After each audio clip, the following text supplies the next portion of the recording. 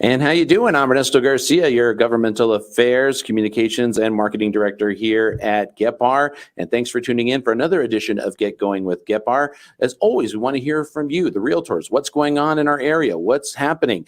Something involved that we need to be involved, something you want to let somebody know, a committee having a meeting that's coming up that's important, a special guest speaker that's coming by. You can easily let us know anytime by sending me an email at egarcia@gepar.org. That's egarcia@gepar.org. Always look forward to hearing from you. On this edition of Get Going with GEPAR, we have a very special guest, someone who is not afraid of the camera, because I remember watching her for many years on KFOX television and other news outlets around the area. We have our good friend Elizabeth O'Hara, but she's coming to us as a member of the Chamber of Commerce to talk about an important proposition that is going to be hitting voters on May 6th. It's a Saturday. That's right. It's probably the election. Most people don't even know it's coming up, but it's something very important you need to know. And it's important why we're going to tell you at the bottom, as you see in the scroll say, to stay away from Prop K. Well, thank you so much for the opportunity to come and talk with all of you about Prop K, because as you mentioned, Ernesto, this is going to be devastating if Prop K is passed. And we have a particular interest in making sure that the realtors are aware of what's going on, because we think this is very much going to affect your business. And Prop K essentially was, until recently, called the El Paso Climate Charter Amendment. And it aims to change the city's charter and would then create climate policy that is going to affect pretty much every aspect of El Paso's living community. And so what this does is it is a ballot item that is going to amend the city's existing climate charter. And basically what it determines is what energies you as a consumer are going to be allowed. So you no longer will have a choice. I would like to have a gas stove, and I would like to have a gas water heater or a gas furnace. This is an opportunity to decommission all fossil fuels, and everything would go all electric with solar and what have you. And so it's really important to tell you that, there are climate policies within the city that we embrace. The El Paso Chamber, the Borderplex Alliance, the El Paso Hispanic Chamber. The city is looking to reduce the city's contribution, our contribution to climate change. We want to go ahead and make sure that we are investing in an environmentally sustainable future. Who's going to say no to that? We all want to do that. But as you know, as business folks, you always have to keep affordability at the center of all of your decisions, whether that's for your customers or for your own business. And this Prop K throws that into the wind and says, at any cost, we need to move forward. And we just don't think that that is a good move for the city of El Paso.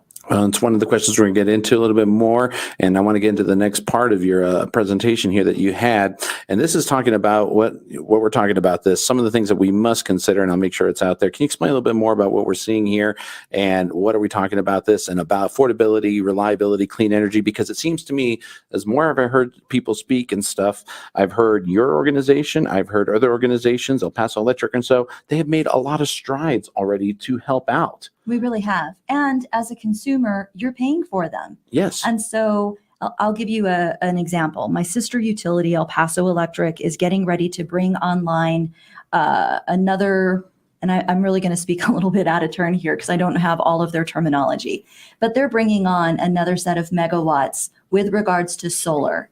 And that's really important. They're already going in that direction. They have a number of solar farms. And so they know that as the Sun City, this is energy that we need to use and capitalize on, right? Bring solar energy to the Sun City. But they are doing it in a measured way so that it is affordable for the citizens of El Paso to be able to get there. A conversion of energy from heavily fossil fueled to solar does not happen overnight. So let me ask you a question. You go to a grocery store, you need to buy bread. Yep. How many options do you have? Let's see, I have 6 options. I can go to Walgreens, CVS, I can go to Food King, Big A, Walmart. You get there, you're standing in the aisle. How many different kinds of bread are in front of you? I'm going to say about 12 to 15 different brands. And you appreciate that. Yes. Because you have the opportunity to do what? What are you looking at when you stand there? I'm going to look at cost, quality, quantity. How much do I need? Is this a quick road trip, not a quick road trip? Correct. And the first thing you said was cost. Mm-hmm. And so in this case, we very much don't believe that one size fits all is going to be most affordable for El Pasoans. As a consumer, you want to be able to say, I want a choice. I want to be able to look at the cost of the different energy sources that can come to me, figure out what I have in my budget, and make that purchase. So you want a gas stove, you want a gas water heater. You don't necessarily want everything to be on electric. Prop K mandates that the city take away your choice. And now we go all electric and we start going with all solar. And there are a number of concerning things without Prop K. And you may have that today, but retroactively, you may not be able to replace those things when it's time. And so we have a real issue with that. Well, this is a real big issue, and I want to see if we can go a little bit more here into what your presentation was showing about. I mean, this is, like I said, there's a lot of things when we're talking about this, and I want to go to the next slide is here as well, where you can explain overall the climate change charter is expected to decrease the county's economy by about, what was the percentage here? About almost 41%. 41%. By 2045. And the way that we come to that number is, again, I'm here as a member of the El Paso Chamber. Yes. The El Paso Chamber started to get wind of this policy issue summer, maybe the early part of fall last year. And it really starts as a citizen petition that is ignited by a group outside of El Paso. So this is a group from Austin telling El Paso, this is what you need to do. I love Austin as much as the next I think we all do, yeah. But right? yeah. But keep Austin in Austin. Exactly. Let us do our own thing. We know what we are capable Well, of. they've had issues. They had to let go of their city manager because they couldn't keep parts, what's it called, the heaters on, and couldn't keep electricity going. And they have a municipalized electric company. That is correct. We're going to get back to that point in just a minute. There you go. So when this starts, the El Paso Chamber commissioned a study, because when we start asking around, City of El Paso, the activist, hey, how much is this going to cost? Nobody knows. They didn't study it. I think that's a really bold thing to do, is say, hey, we're going to do this. We don't really know how much it's going to cost. So we did a study. We commissioned a study with Points Consulting, which is based out of Moscow, Idaho. And the chamber did that specifically because Points has also done work for something called the Rocky Mountain Institute. And that's really important because a lot of activists use Rocky Mountain for their data. So we felt like this was good for us to be able to engage somebody who's very active in that environment, if you will. An environment for the environment. Exactly. And so what they did is they started, talking about workforce, jobs, things that are tied to fossil fuels. And what you'll hear a lot, and I'm going to show some of those numbers also, is, yeah, there's going to be job loss if we decommission fossil fuels, but we're going to replace those jobs with green jobs. Yes, there will be some green jobs, but not 170,000 of them, which is what we will be on the verge of losing between now and I believe it's 2030 if we move forward with Prop K. All right. We want to get some of those numbers. Which slide do we want to go in here? I think we can look at it. I think, was it on slide? Let me bring that up here. For those of you watching, great. Those of you listening, obviously I'll explain it more and we'll have this available for you. You can email me anytime. So yeah, these are the direct impacts to the taxpayers. Let's get right to the nitty gritty on this. We're talking about 170,000 jobs lost immediately by 2030 if this is to pass. Then you're going to get up to near 200,000 jobs by 2045. This idea of replacing, when you go with a large number like that, unless we're building something that is completely new technology that I've never heard of, correct, in 2030, which, don't get me wrong, I get technology moves fast, but that's not going to be realistic here. It's not. No. It's not. And one of the slides just prior to this is going to go back to the municipalization of El Paso Electric. So Yes. when you go forth and you're going to vote, hopefully in early voting, which starts on April 24th, that's my plug. One of the lines that you are going to see buried in this large paragraph is the municipalization of El Paso Electric. Now, for those of us who were here back in 2019, you remember El Paso Electric was sold. Mm-hmm. It's not for sale today.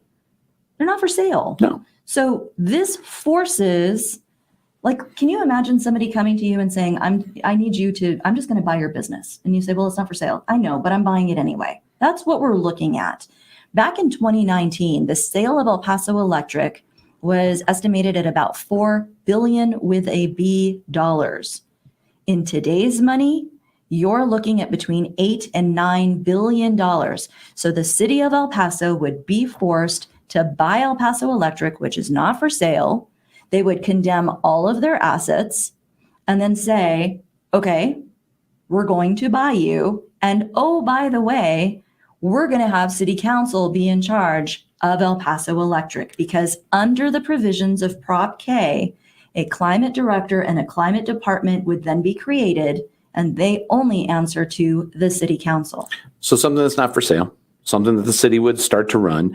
There'd be obviously a lot of legal questions. My guess is that the city would have to pay a lot of legal fees. So let's just say 9 billion plus legal fees, which, as we all know, not going to be cheap at all. Then you also have a question about our neighboring state, New Mexico, and their part of owning El Paso Electric on this part. That could also be a big problem as well. Absolutely. So you mentioned the legalese on all of this. This is going to be tremendous.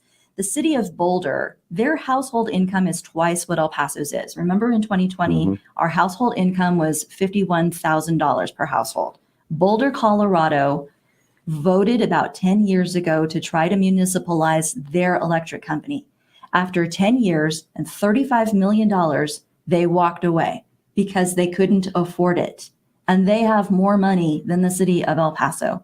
So this will be devastating, because not only will you be paying the city of El Paso's legal fees, but if you are a consumer of El Paso Electric, you're paying theirs too.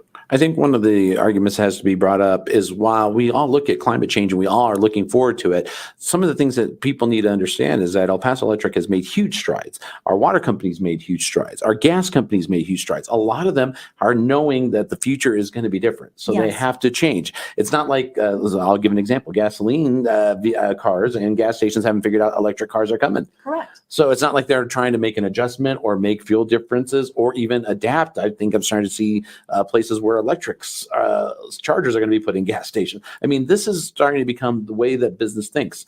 Business models are there. We understand, but it also seems like, just like an electric car, I'd love to have one, but right now it's not affordable.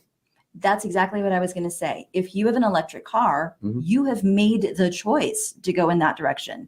This takes choice out of your control. This is mandated for you now. I brought a little thing. I'm gonna do something a little geeky. You're gonna go ahead. That's fine. This is Get Going with GEPAR. So for those of you watching, look at this closely. So you're familiar with this? It's a Rubik's Cube. Right. So this is the only trick I know, by the way. Oh, this is a trick. Okay. Yeah, it's the only one. Really, I know. the only thing you learned in news class. It wasn't news. It was actually elementary school, but it probably could have come in handy back then. So hold on, I messed up my trick. Okay, sorry. So it's okay. If this was my teenage son, this would be no problem. Okay, so currently it's a little bit of a mess, right? Yeah. So on here in the center of these various things are words. I'm going to hand this back to you. What's that word? Safe. What's this? Safe is the word. Clean, green, red, lifestyle, purple, our color, reliable, and cost. Right now, all of these things are important to our community. Yes. And everything that you have just talked about. What Prop K does is it's only solving for this side. The clean part. Right? But you can't do that. You see it? Yep, there you go. I think you can. I think it gets, well, it's because it's green screen. There you go. We can work with this. We can work with this, yeah. So when this is all messed up, right, that's your normal community. You can, and you're familiar with this, you can, when you're trying to solve one of these, when it's all messed up, you can solve for just the one color, correct? Yes, but then I want to finish all of them. Correct. And that is why Prop K is an issue. It's only trying to solve for the green, and it's not addressing lifestyle. It's not addressing reliability. It's not addressing safety. It's not addressing energy demand. We cannot get to a holistic place with regards to our energy if we're not solving for all of the problems to lift the whole community. If we only solve for one side, you're still going to mess up the rest. We think that this is a problem and a reason to vote no against Prop K. Prop K, once again, will be on the a ballot, and something to be pointed out on the ballot. I'm going to bring up this next point here as well. As we have talked about, this was the climate charter would amend climate director, city department. This will be on May 6th election. What are you going to bring up there? The middle part. The climate director is going to have to make a climate impact statement whenever activity is coming in front of it. And this is going to include things like right-of-way permits, our new and expanded streets, capital improvement projects. Look at this one, new subdivision approvals and procurement decisions. So if your subdivision isn't deemed green enough, you are not going to get those permits. Right now, as I understand, the permitting shop for the city of El Paso, the one-stop shop, is taking about 4 to 6 weeks for people, contractors and what have you, to get their permits. You're talking about something much longer. And as a businessman, you know the longer you wait, the more expensive things become. This is going to be very problematic for us. Very problematic. And of course, the cost. There's another part there. Progress already being made. Voters, have already passed something, a Prop C that's already involved. This is one of the biggest talking points, I think, that we don't talk about, is that we have a climate action plan bond. I know, Nicole, that at the Friani, she has done a really good job to get things going on to find solutions to climate change. A lot of progress has been made. Yes, and we want to support the city of El Paso in that. Mhm. Prop C was passed, I think it was like 51% to 49%. 49%, yes. Close So vote. it was a close vote. And what year was that? It was just last November. Last November. There you go. And so to me, that means El Pasoans are looking to move forward, but there are a number of us that are like, what exactly does this mean? Well, and we think that the city of El Paso, under Nicole's tenure as the climate chief, we need to give them the opportunity to do those things that the voter approved with the $5 million price tag that it came with. The city of El Paso has said it's going to take them about 12 to 18 months to determine what their own building emissions are. Mm-hmm. Let them go through that process. We think Prop K interrupts that. Let's let the city do the things that it can do, present that, and then come back together to the community to say, okay, what can we afford to do next? What are those steps? We had winds the other day, and I'm walking in my backyard and I found a roofing tile. Mm-hmm. And immediately I'm like, oh, am I going to have to get a new roof? Mm-hmm. Right? I was worried about that. Trust me, a lot of realtors were busy and a lot of contractors are busy, and it was the most wonderful time of the year for roofers. Correct. And I literally thought, but I'm not supposed to have another roof for about 5 more years. Maybe it's just a tile. God, I hope I don't have to get a new roof. And in my mind, I'm quickly calculating how expensive that's going to be, how much am I deductible? Yeah. What am I going to have to do if I have to get a new roof? We plan for big expenses. Everybody does, right? Well, most everybody does. Most everyone does, yes. We think that the city of El Paso needs to be able, through that slide that we just showed, Prop C, the $5 million under Nicole's leadership, to be able to budget next steps and what we can afford. Prop K interrupts that. Let the city do what it's doing. It's already doing good work. It is. Of course, we have a timeline of how everything went through. If you want to see this presentation, you can email me at egarcia@gepar.org. It's egarcia@gepar.org. You can do your part and obviously vote no on May 6th. It's too crucial. It's too important. But the most important thing I think I tell people about it is that it is now, can you afford it? Is it affordable right now? Like you said, plan ahead, think ahead. I'm worried about if I can get through the phasing cost of the cost of bread that's gone up because I've had to go drive at 5 choices and do so. Don't like doing that. Want to make better choices. It's just not like it's shopping online. We're not at that point. This is not simple. This is going to take some time, but we will get there. Yeah, no, totally agree. And I think the most important thing really is going to be for the realtor community to come out, vote, make sure you take your friends and family.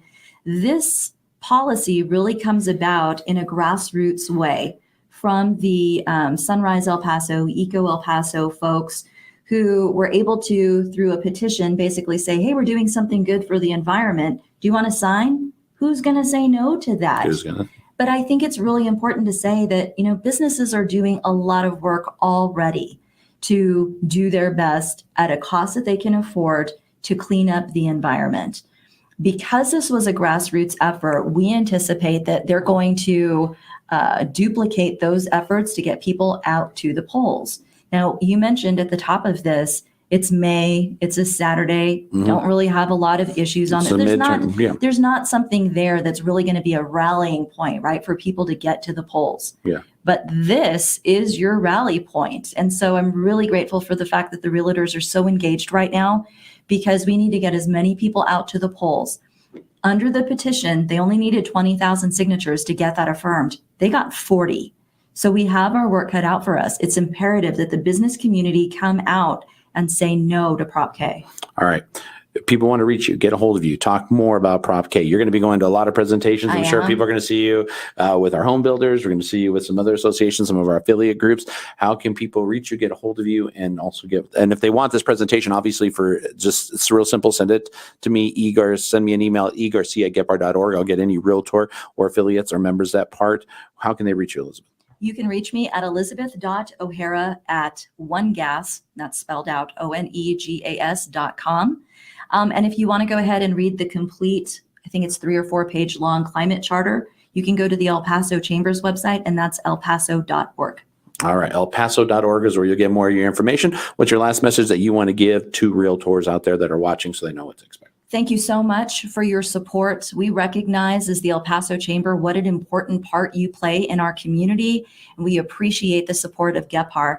Please go out and vote. Early voting starts April 24th. Election day is May 6th. Make sure to be heard April 24th or the election. You'll hear more from us throughout the weeks, and also Texas Realtors getting involved as well. That's going to do it for this week's edition of Get Going with GEPAR. As always, egarcia@gepar.org if you have any questions. And of course, you want to stay away from Prop K, make sure to be heard and vote on Saturday, May 6th. It's an important election day. For Get Going with GEPAR, I'm Ernesto.